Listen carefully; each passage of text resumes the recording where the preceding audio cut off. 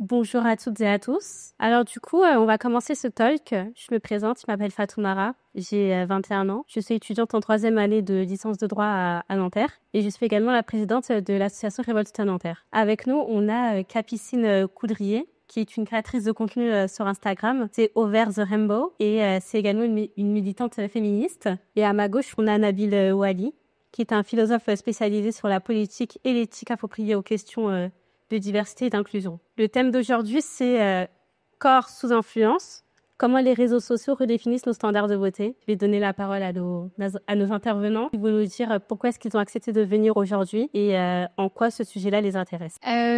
Pourquoi j'ai accepté de venir? Parce que je trouve que c'est un sujet qui est hyper intéressant et qui est beaucoup plus large que ce qu'on pourrait penser et qui a plein d'enjeux à explorer sur le sujet. Oui, comme Capucine, je trouve que c'est des sujets qui sont extrêmement intéressants. Quand on parle de diversité, de discrimination, d'inclusion, c'est vrai que la question des normes cosmétiques et des normes de beauté, elle est assez centrale, même si on n'en parle pas souvent. Donc c'est intéressant. Et puis pour ma part, j'avais commencé à travailler sur les sujets de discrimination quand j'étais à la fac et j'avais travaillé notamment sur la question de la fonction sociale du cosmétique et comment est-ce que notamment l'industrie cosmétique en fait produit des normes tout en s'adaptant à celles qui existent déjà, et comment il y a une sorte de mouvement perpétuel entre les deux, et je trouve ça passionnant. Du coup, merci pour vos réponses à nos deux intervenants. Je vais parler désormais à vous, le public, et j'ai une question à vous poser pour introduire le sujet. La première question que j'ai à vous poser, c'est concrètement, comment est-ce que les réseaux sociaux, ils ont contribué à redéfinir la notion de beauté qu'il y a en ce moment dans nos sociétés modernes? Je pense qu'aujourd'hui, le standard de beauté, les réseaux sociaux, ils ont mis un standard très élevé déjà. Aujourd'hui, il y a certaines personnes qui essayent de renverser ça en montrant justement leur forme, leur couleur de peau, etc. Et ça, ils essayent justement de changer ça. Je rejoins ton avis qu'il y a certains corps qui sont beaucoup plus mis en avant, mais qu'en ce moment, on a la chance d'avoir certaines personnes, des créateurs de contenu, qui mettent en avant leur corps justement pour nous permettre... à nous, les jeunes qui ne rentrons pas forcément dans les standards de beauté, de s'accepter et de voir qu'il y a d'autres corps différents qui peuvent être acceptés par la société. Ouais, c'est intéressant la manière dont certains influenceurs et certaines influenceuses notamment essayent de casser un petit peu ces normes-là. Et ce qui est intéressant aussi, c'est comment est-ce que les industries cosmétiques notamment les accompagnent d'une certaine manière. On se rappelle par exemple des pubs Nivea, où on a pour la première fois, en tout cas pour une des premières fois, sur des publicités audiovisuelles, on a commencé à représenter des corps de femmes qui ne faisaient pas toutes du 34 ou du 36. À force de représenter tout le temps les mêmes corps, que ce soit au cinéma, dans des publicités, ou simplement dans des affiches, dans le métro, dans les bus, etc. À force de représenter des corps qui se ressemblent, c'est comme ça qu'on crée un standard. Ça a des impacts sur d'autres secteurs. Par exemple, quand vous prenez l'industrie du prêt-à-porter, quand vous regardez la disponibilité des tailles, par exemple, elle est absolument pas raccord avec ce qui se passe dans la population.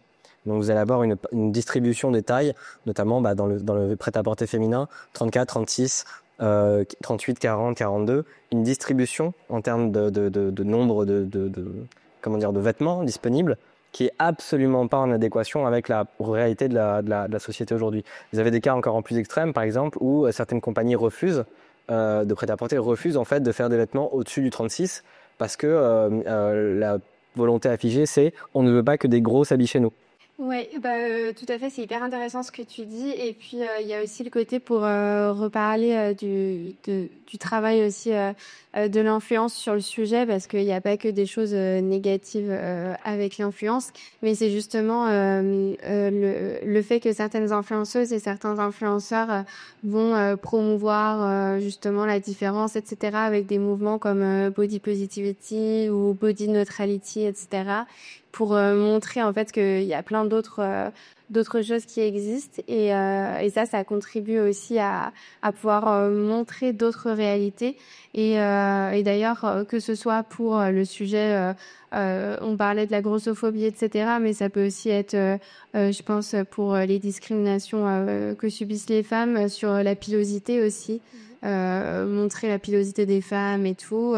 On le voit encore quand il y a des influenceuses qui le font, même si c'est un peu plus valorisé aujourd'hui et que voilà, il y a des personnes qui les encouragent.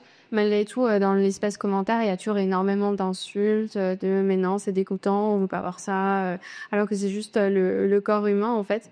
Donc il y a encore beaucoup de travail à faire et pour autant c'est hyper important parce que tout ça c'est ce qui façonne aussi nos représentations du monde et du coup en fait le fait de visibiliser des personnes autres que qui font du 34 et du 36, de montrer toutes les particularités physiques, etc., ça permet aussi de se décomplexer sur tout un tas de choses. Et du coup, c'est vraiment une affaire de santé mentale aussi au final. On parle beaucoup d'influence, de réseaux sociaux, de standards de beauté. Mais moi, il y a quelque chose qui me vient directement en tête et je me dis que toute cette influence-là, elle est faite par un certain type de personnes. Et du coup, ça fait une bonne transition avec ce que tu disais, Capucine. C'est les influenceurs.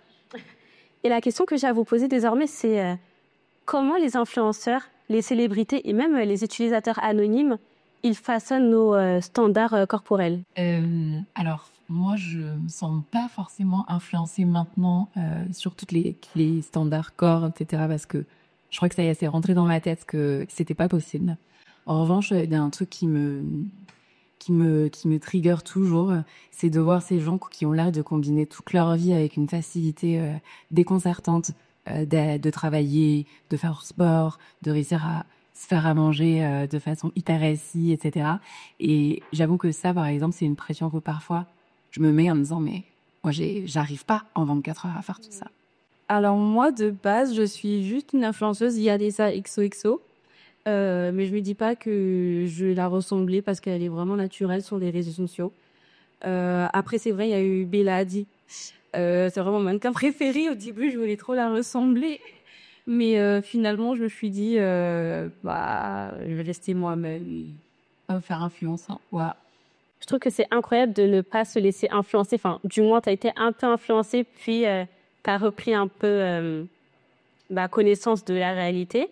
Mais ce que je trouve dommage, c'est que c'est pas forcément le cas de tout le monde, et encore moins des plus jeunes. Et du coup, je voulais rebondir sur ça, car ça me tient vraiment à cœur, c'est l'hypersexualisation du corps des jeunes femmes. Je peux prendre par exemple Kim Kardashian, qui, elle, dès le début, dès qu'elle a explosé en notoriété, a mis en avant certains corps de grosses formes, une bouche pulpeuse, etc. Et qui, du jour au lendemain, désormais, avec sa famille, ont adopté une nouvelle DA, qui est plutôt la minceur, etc. Et du coup, est-ce que nos intervenants veulent rebondir dessus? Effectivement, l'hypersexualisation, c'est quelque chose qu'on retrouve énormément sur les réseaux sociaux, y compris, comme tu le disais, auprès de personnes très jeunes, ce qui est évidemment problématique quand on sait le nombre de pédocriminels notamment qui sont sur les plateformes et qui d'ailleurs n'attendent pas forcément des contenus déjà sexualisants entre guillemets, mais qui vont pouvoir se servir juste de voir des images de mineurs. Donc c'est pour ça qu'il faut faire très attention à tout ce qu'on voit. Et sinon, oui, pour revenir à l'exemple des Kardashians, c'est un très bon exemple qui montre comment est-ce que certaines personnes influentes vont créer des tendances en modifiant leur corps selon justement ce qui est à la mode ou pas. Et voilà, dans les années 2010, comme tu le disais, les Kardashians, c'était la mode grosses fesses, hanches larges, couches très pulpeuses, etc. Du coup, elles ont vraiment créé aussi toute une tendance par rapport à ça. Il y a aussi tout un sujet d'appropriation culturelle d'ailleurs sur le sujet parce que au final, elles se sont inspirées d'autres cultures qui n'étaient pas forcément les leurs. Et ça a contribué à promouvoir la chirurgie esthétique, etc. Et le fait que là, tu soulignes qu'effectivement, elles ont changé d'esthétique ces dernières années. Elles sont repassées à des corps très fins, etc. Et où elles jouent avec ça aussi parce qu'elles ont suffisamment d'argent pour modifier leur corps comme elles le souhaitent via la chirurgie esthétique, mais ce qui n'est pas possible pour tout le monde. Et donc là, on retourne sur les trucs, le fait que ce soit complètement inatteignable en fait. Et ouais, du coup, ça montre bien qu'au final, c'est créateur de tendances. Et là, c'est vrai, si dans les années 2010, on était plus sur des modèles plus avec des formes pulpeuses et tout ça, bah là, on revient plus sur une esthétique un peu comme dans les années 90 où il faut être très maigre, très mince. Et du coup, ça dit aussi beaucoup de choses de notre société et c'est un peu préoccupant. Je suis complètement d'accord avec Capucine sur notamment le fait que c'est pas anodin qu'il y ait eu un changement de direction artistique dans l'influence de la famille Kardashian. Et tu as souligné aussi la Fatoumara, la question de la sexualisation et notamment des mineurs. C'est vrai que c'est un sujet parce que on voit bien en fait à quel point les réseaux sociaux notamment, et notamment Instagram, TikTok, donc des réseaux qui sont algorithmiquement quand même extrêmement efficaces. Ils ont cette particularité de viser à la fois des gens qui ressemblent aux personnes qui postent. Bon, typiquement, si vous avez des jeunes femmes qui postent leur skincare, leur routine beauté, leurs vêtements, de la danse, etc., des chorégraphies, ça va évidemment être diffusé en direction des personnes qui leur ressemblent, en tout cas leur public, mais ça n'empêche pas d'autres publics aussi de les capter et d'en bénéficier. Tu as parlé du fait qu'il n'y avait pas besoin d'avoir des vidéos sexualisées, notamment de mineurs, pour que des pédocriminels ou en tout cas des pédophiles s'y intéressent. C'est une réalité. En fait, la sexualisation, elle n'est pas simplement dans ce qu'on projette ou dans le corps qu'on montre, etc. La sexualisation, elle est aussi et surtout dans le regard de la personne qui consomme le contenu. Et il y a quelque chose d'extrêmement préoccupant en fait sur la question des standards et des normes de beauté qu'on impose en fait. Et pour le coup, c'est pas Instagram, ni TikTok, ni Kardashian qui l'a inventé, qu'on impose aux jeunes enfants et particulièrement aux jeunes femmes, à qui on demande de plus en plus tôt de ressembler à des adultes. Sans en avoir ni les compétences, les prérogatives, ni tout ce qui permet en fait en termes de développement aussi de faire attention et de comprendre en fait l'impact. Une jeune fille de 14-15 ans n'a pas forcément conscience de l'impact de son corps ou de ses représentations, de son physique sur la sexualité des autres. C'est quelque chose qu'on acquiert en fait avec l'âge et avec l'expérience sexuelle pour le coup. Donc ouais, c'est extrêmement préoccupant. Et du coup, c'est vrai qu'on parle plutôt que des femmes, mais Nabil, on avait eu un échange en amont et tu nous avais parlé également des standards de virilité.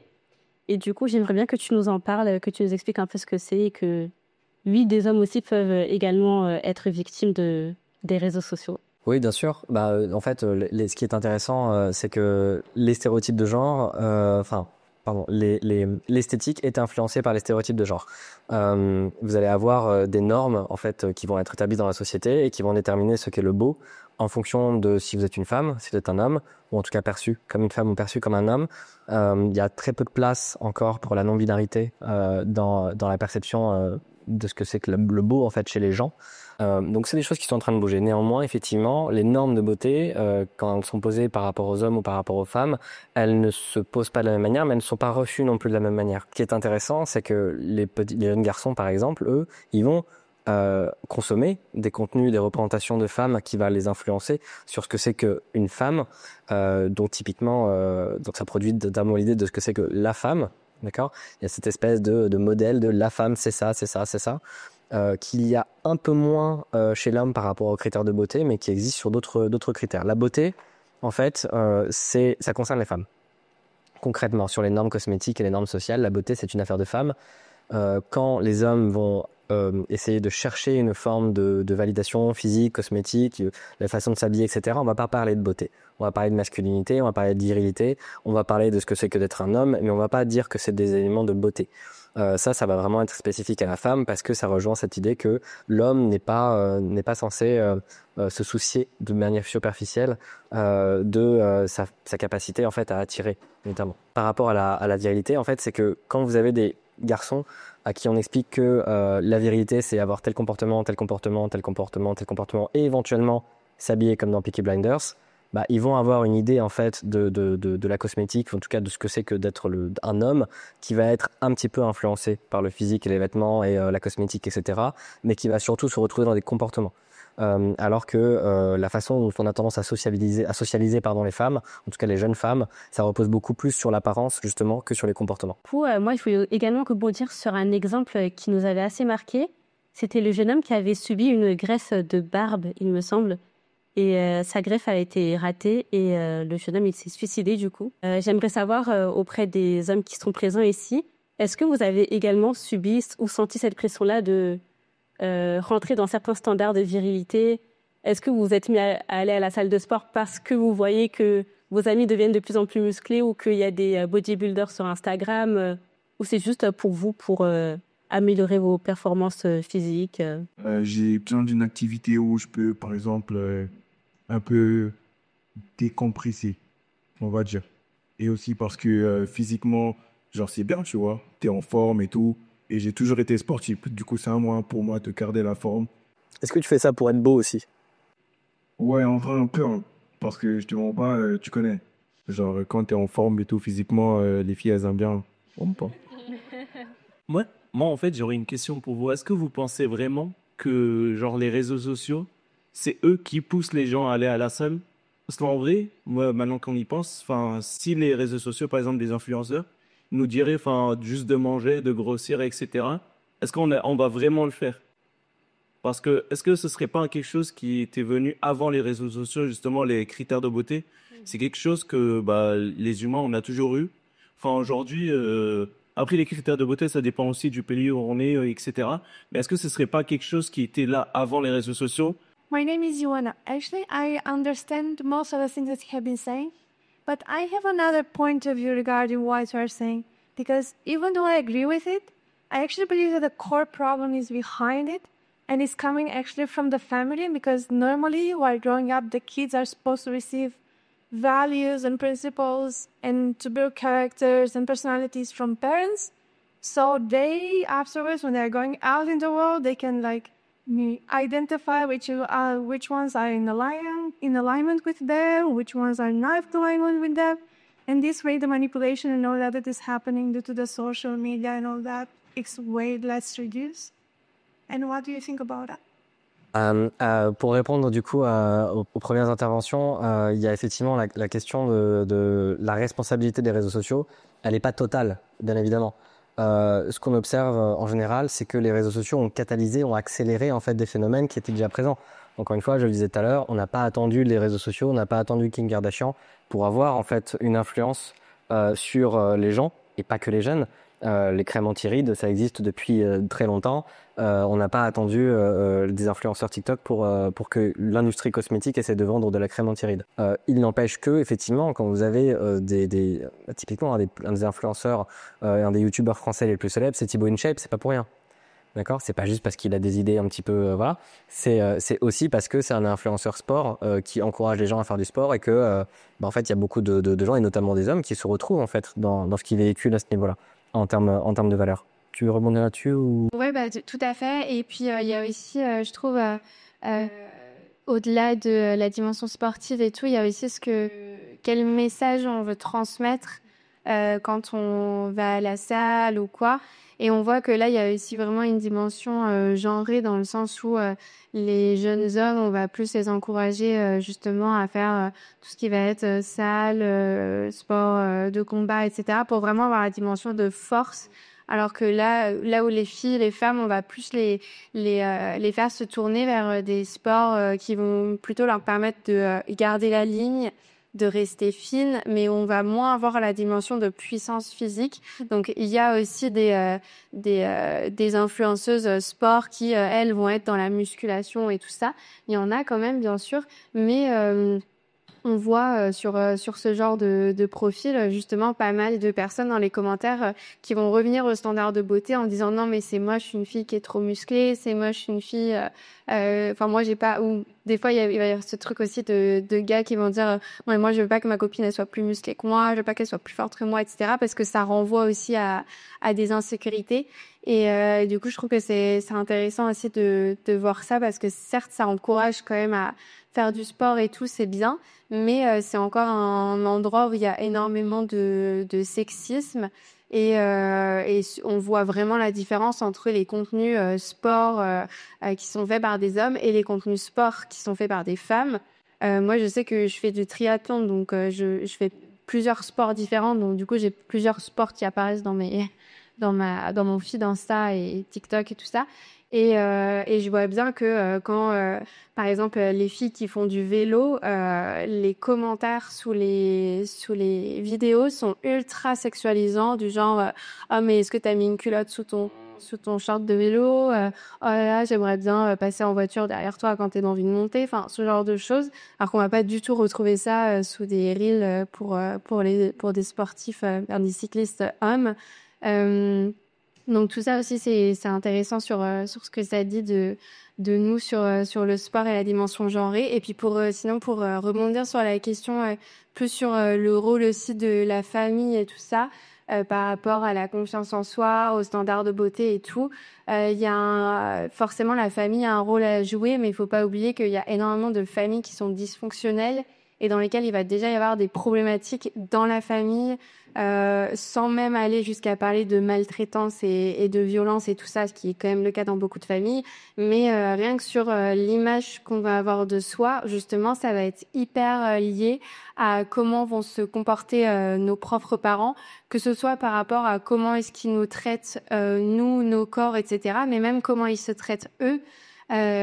Typiquement, moi j'ai toujours entendu ma mère se critiquer, dire qu'elle aimait pas telle chose sur son visage ou quoi, dire que dès qu'elle avait pris du poids, elle se critiquait et tout ça. Et du coup, moi en tant que petite fille, ça m'a renvoyé aussi à mes propres insécurités parce que je ressemble à ma mère. Donc en fait, le fait quand ta mère dit j'aime pas mon nez, j'aime pas ma bouche, en fait tu regardes dans un miroir et tu te dis ok, je lui ressemble, donc ça veut dire que j'aime pas ça non plus. Et du coup, c'est pour ça aussi que, en fait, on retrouve un peu cette dynamique au final sur les réseaux sociaux quand on voit des personnes qui nous ressemblent, qui se font critiquer ou qui s'autocritiquent et qui disent, voilà, moi je fais du 42, une taille 42, c'est pas normal, donc je vais tout faire pour rentrer dans un 36 parce que sinon je suis pas acceptable dans la société. En fait, ça nous renvoie à nos propres insécurités. Donc, pour moi, il y a vraiment un continuum entre les deux. Oui, je suis d'accord par rapport à la famille. En fait, ce qui est intéressant, c'est que faut aussi voir comment est-ce que Internet a changé notre façon de percevoir le monde et de percevoir aussi nos relations sociales. Avant, nous avions en fait des rapports avec notre environnement qui étaient beaucoup plus restreints, qui étaient avec quelques personnes, un groupe d'amis, l'école, le travail, etc. Aujourd'hui, en fait, on a accès à des représentations qui viennent du monde entier. On a accès à des influences aussi culturelles, esthétiques, cosmétiques qui viennent du monde entier. Voilà, moi je peux ouvrir TikTok et il y a par exemple un jeune homme du Niger qui peut me poster en fait, qui peut me proposer une manière de s'habiller. On est très différent du modèle précédent où nos influences, c'était surtout notre environnement direct, notre environnement physique, notre environnement social. Aujourd'hui, nos influences, elles sont multiples et évidemment, elles sont algorithmiques. Donc il y a ça. Et pour en revenir par rapport au sujet précédent sur la question justement de comment sont perçus en fait les sportifs et les sportives, influenceurs et influenceuses, il y a aussi la question de même chez les femmes en fait, toutes les femmes influenceuses ou qui font du sport ne vont pas forcément se muscler de la même manière ni valoriser les mêmes choses. Typiquement, des femmes qui vont peut-être faire de l'escalade ou qui vont, je sais pas moi, faire des sports qui sont pas très hétéronormés, il va y avoir cette question de, en fait, la façon dont on se build, la façon dont on se construit musculairement, ça dit aussi quelque chose de notre vision de la féminité. Et donc, vous avez une différence typiquement entre des femmes qui vont essayer de valoriser, d'entretenir, voire de développer des critères qui sont valorisés, notamment par l'hétéronormativité, par les hommes. Ça va être les fesses, ça va être les seins, mais pas les bras. D'accord ? Les cuisses un petit peu, mais pas trop. Les fesses, mais d'une certaine manière, etc., etc. Là où d'autres influenceuses et d'autres sportives en fait vont se muscler de la manière qu'elles le souhaitent, ou en tout cas de la manière dont elles voudraient valoriser leur corps par rapport éventuellement à des populations, et notamment pas les hommes. Ce qui nous amène à un sujet sur lequel j'aimerais juste un petit peu développer, c'est la question de l'homosocialité.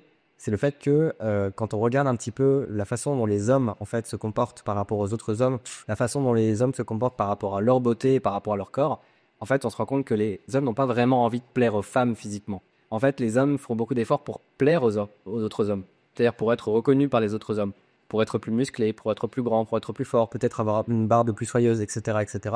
Et en fait, quand on regarde le comportement des hommes, notamment sur Internet, sur les réseaux sociaux, ils vont beaucoup regarder des hommes en fait qui leur expliquent comment est-ce qu'ils doivent s'habiller, comment est-ce qu'ils doivent se muscler, etc., etc. Et donc on a des hommes qui regardent des hommes en pensant qu'ils sont en train d'essayer de ressembler à ce que les femmes voudraient.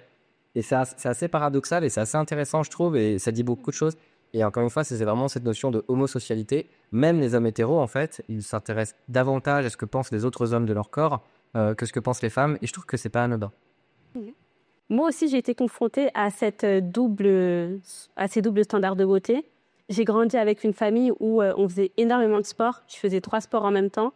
Du coup, j'arrive au collège, lycée, j'étais assez musclée, assez ronde, assez forte, etc. Et là, bam, j'étais dans la norme. Ma mère me félicitait carrément. J'étais très, très bien pour elle. Mais du coup, je suis arrivée au collège, lycée et j'étais confrontée à cette barrière-là où, non, tu n'as pas le droit d'être forte, tu n'as pas le droit d'être musclée parce que c'est les hommes qui sont comme ça. Et c'est à ce moment-là que je me suis dit, en fait, là, j'ai 2 standards qui se chevauchent dans ma tête. J'ai mon standard que ma mère veut de moi et qu'elle apprécie de moi, donc être forte, être ronde, être musclée. Et j'ai ce standard-là où à l'école, et je veux plaire à mes crushs ou autres, mais qui eux me disent le contraire. Il ne faut pas avoir des bras, il faut être assez fine, mais tout en ayant des grosses fesses et une grosse poitrine. Et du coup, psychologiquement, surtout en tant qu'enfant, on se sent vraiment plus à sa place, on se sent même plus à l'aise dans son propre corps, parce qu'à la maison, tu t'es complimenté, mais à l'école, tu te fais descendre. Et du coup, j'ai switché, mais c'était pas volontaire. Mon corps, il a grandi, il a switché. Du coup, je suis passée de très, très fine. Donc, je rentre un peu plus dans les standards de beauté actuels, et c'est actuellement le cas. Sauf que pour ma mère, en fait, je suis malade parce que je suis toute fine. Et c'est comme ça, c'est culturel. Moi, dans ma culture, quand on est fin, c'est comme si on était malade. Alors qu'en fait, là, à l'école ou sur les réseaux sociaux, je rentre un peu plus dans les standards de beauté, du moins mon corps, pour l'instant. Et du coup, je voulais faire une petite transition sur ça en disant que tout ça, ça a un impact psychologique et social sur sur nous-mêmes, sur nos standards de beauté. Et j'avais une question à poser à tout le monde et à nos intervenants, c'est quel impact ces standards ont-ils sur l'estime de soi et la santé mentale des jeunes et moins jeunes? Et également une question qui était en lien avec les réseaux sociaux, c'est comment les réseaux sociaux favorisent-ils l'inclusivité ou au contraire, ils renforcent les idées irréalistes? Sur l'impact, on en a déjà quand même pas mal parlé, mais c'est vraiment le fait de toujours se comparer.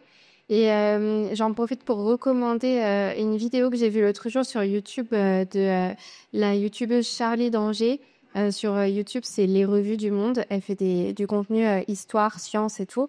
Et elle a justement sorti une vidéo sur la beauté qui était hyper intéressante, où elle expliquait justement d'où ça venait ces notions de beauté, quels étaient les critères qui définissaient la beauté à travers le temps, et où elle parlait aussi de est-ce que la beauté ça a un impact sur la biologie, le désir et tout. Enfin bref, c'est hyper intéressant. Et ce qu'elle disait aussi dans la vidéo, c'est que en fait nous on est abreuvés tout le temps d'images des autres et de nous-mêmes aussi. Ce qui n'était pas du tout le cas pour la grande majorité de l'histoire de l'humanité. Et du coup, en fait, ça a un impact sur notre santé mentale dans le sens où on est tout le temps en train de se comparer aux autres, surtout que ce qu'on va voir sur les réseaux sociaux, c'est justement des personnes qui parfois sont des professionnels de la beauté, c'est-à-dire des personnes qui vraiment vivent de leur physique, que ce soit en termes sportifs ou que ce soit en termes esthétiques, des mannequins ou des influenceurs ou influenceuses qui ne font que ça de leur journée. C'est vraiment leur métier, donc c'est leur métier d'être beau.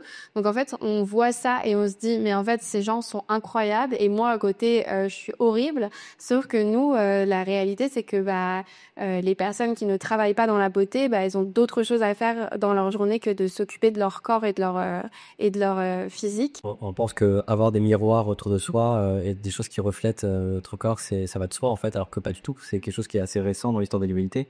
La plupart des gens qui ont vécu avant nous ne se regardaient pas, ne savaient pas forcément au quotidien à quoi ils ressemblaient. C'était pas un sujet. Et donc c'est assez intéressant. Les miroirs, c'est quelque chose qui se sont démocratisés assez tard en fait dans l'histoire de l'humanité. En entendant Nabil parler, ça m'a fait un peu tilt dans ma tête. Et je me suis rendu compte que quand j'étais petite, c'est vrai, j'avais le miroir, mais j'avais qu'un seul miroir, c'était le miroir en face de moi. Je me maquillais, je me coiffais, etc.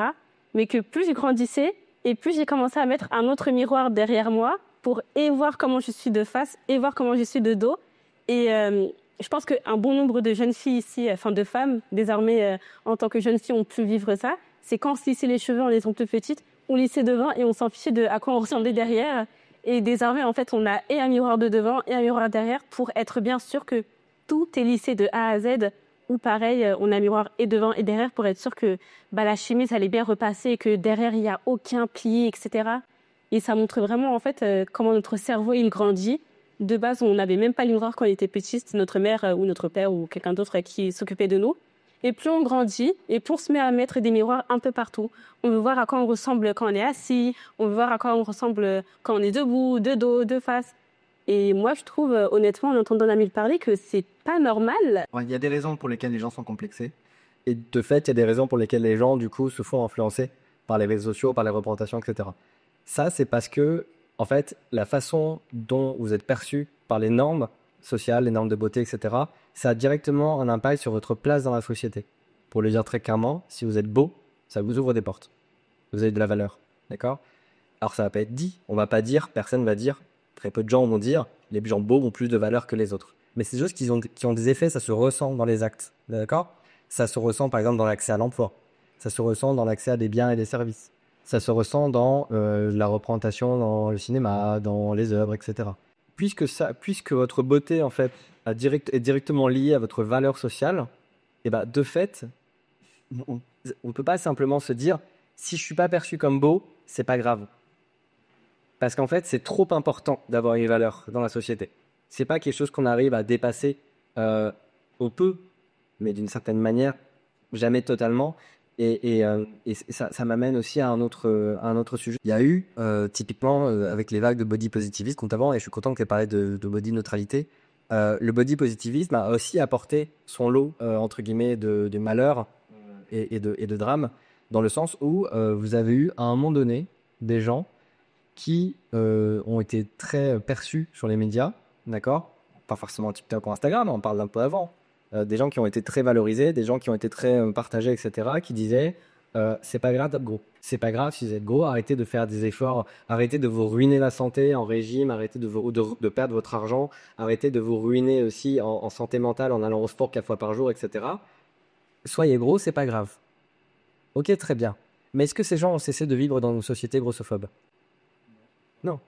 C'est-à-dire qu'il y a eu dans le body positivisme une certaine part de personnes qui se sont notamment enrichies en disant c'est pas grave, soyez gros, soyez grosses notamment, mais qui n'ont pas développé des parcours pour accompagner psychologiquement ce gens. Donc si vous dites aux gens c'est ok d'être gros, mais que la société elle change pas, ils vont subir les mêmes discriminations, ils vont subir les mêmes railleries, les mêmes moqueries, etc., les mêmes problèmes dans les transports, etc. La société elle n'a pas changé du jour au lendemain. C'est pas parce que vous acceptez ce qui est considéré comme pas beau et comme complexant aux yeux de la société que la société elle va évoluer. Et c'est là où c'est un peu nuancé pour le coup. L'idée, c'est juste de savoir prendre du recul, en fait, parce que de toute façon, on va voir ces contenus-là, et l'idée, c'est pas forcément de ne plus suivre tous les influenceurs ou influenceuses qui font des contenus sur leur corps, etc., sur le sport et tout, parce que il peut y avoir des choses intéressantes à apprendre par-ci, par-là. Mais je pense que c'est juste d'être sensibilisé au fait que c'est une réalité qui est la leur, mais qui est pas forcément la nôtre.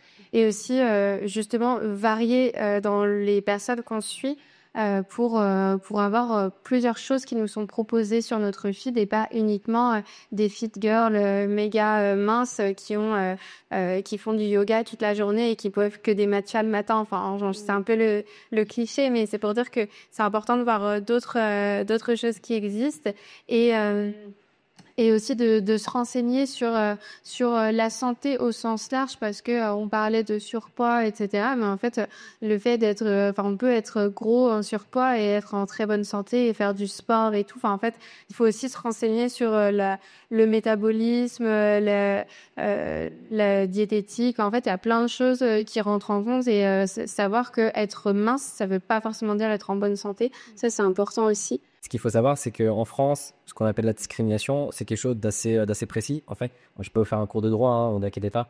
Mais en gros, une discrimination, ça n'existe que par rapport à l'accès à un emploi, d'accord, ou le développement d'une carrière, l'accès à un logement ou l'accès à un bien ou un service. Donc, c'est-à-dire qu'on ne peut pas vraiment vous discriminer simplement en montrant des choses sur les réseaux sociaux. Donc, il y a ça aussi qui fait que c'est un petit peu compliqué, mais effectivement, c'est une question de normes. Et les normes, en fait, c'est des choses qui sont très fluctuantes, elles bougent en permanence. Vous avez des normes de beauté qui existent depuis des siècles et qui perdurent, d'accord? Par exemple, les cheveux longs pour les femmes, c'est encore quelque chose qui reste. C'est encore quelque chose qui reste vraiment. Les femmes ont les cheveux longs, les hommes ont les cheveux courts, même si ça bouge un petit peu, globalement, c'est quelque chose qui reste un petit peu. Mais vous avez des choses qui changent. Vous avez encore une fois l'exemple qu'on a parlé tout à l'heure avec les Kardashians, la question de la minceur, la question des formes, etc. C'est quelque chose qui bouge beaucoup. Mais les normes, c'est quelque chose qui est aussi qui ne bouge pas que parce que les gens, à un moment donné, se réveillent un matin et se disent, en fait, c'est ça qui est beau. Il y a des facteurs, en fait, des facteurs de normalisation, que sont par exemple l'industrie cosmétique. D'accord ? Quand vous avez des entreprises cosmétiques qui proposent en tout cas dans certains pays des crèmes blanchissantes et dans d'autres pays des crèmes matifiantes, c'est intéressant. C'est-à-dire que l'industrie cosmétique, elle aussi, non seulement elle comprend les normes pour essayer de vendre des produits, mais en fait, elle influe également sur les normes. D'accord ? Donc il y a cette espèce de va-et-vient en fait entre la cosmétique, les cosméticiens, et le monde réel qui est assez intéressant, mais il ne faut pas oublier que les normes, encore une fois, elles bougent tout le temps. Mais parce que les normes sont tellement présentes, et je dis beaucoup de normes, hein, mais elles sont tellement présentes dans nos vies que c'est aussi ce qui détermine nos valeurs. Et c'est pour ça en fait qu'on donne de la valeur morale au fait d'être gros ou mince, au fait d'être beau, pas beau, etc. Même sans le conscientiser, on n'en est pas forcément conscient, mais c'est quelque chose qu'on vit en fait. Encore une fois, c'est tout bête, hein, mais dans un entretien d'embauche, une personne belle, à compétences égales, a plus de chances d'être recrutée. Pas parce qu'elle est meilleure, mais parce qu'inconsciemment, on met de la valeur morale. Hein. On dit que c'est bien d'être beau. D'accord. Ça nous permet de conclure. Moi, je tenais à remercier nos deux intervenants pour leurs conseils, pour leur expertise et pour tout ce qu'ils nous ont apporté. À travers tout ça, le but principal et l'enjeu, c'est de vous sensibiliser à tout ce que peut vous faire normaliser les réseaux sociaux qui ne sont pas normaux. Apprenez à vous aimer, apprenez à faire un tri sur ce que vous voulez voir ou ne pas voir sur les réseaux sociaux. Apprenez à vous faire des choses que vous voulez et non pas parce que vous voyez des personnes le faire. Là, j'espère, et moi, franchement, c'est ce que je vais faire tout de suite à la fin de ce talk, c'est que je vais un peu me réformer et je vais penser à concrètement ce que moi je veux dans la vie, où est-ce que je veux aller, comment est-ce que je veux m'habiller, comment est-ce que je perçois mon corps, et je vais faire en sorte que je le perçois de la manière dont moi je veux et plus de la manière dont, je sais pas, un tel le voit, mon crush le voit, ma mère ou je ne sais qui. Là, le principal, c'est moi. Et j'espère que c'est un peu le cas pour vous tous aussi. Je tiens à remercier Chloé et plus particulièrement l'association Gel Club que je vous invite à suivre, qui ont permis et d'organiser ce talk et de m'inviter parce que je suis bénéficiaire de l'association.